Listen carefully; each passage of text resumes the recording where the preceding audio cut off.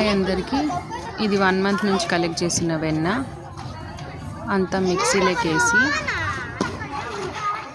రుబ్బుకోయిన తర్వాత ఇలా గట్టిగా అవుతుంది. అది తీసుకోవాలి. తీసుకొని ఒక కడాయిలో కలెక్ట్ చేసుకొని బాగా వాటర్ లేకుండా పిండేసుకోవాలి. పిండిన తర్వాత అలా అంతా కలెక్ట్ చేసుకున్న వెన్నని ఇలా స్టవ్ మీద బాగా కాంచుకోవాలి. చిన్నగా లో ఫ్లేమ్లో కాంచుకోవాలి. కలుపుతూ ఉంటే కాసేపుకి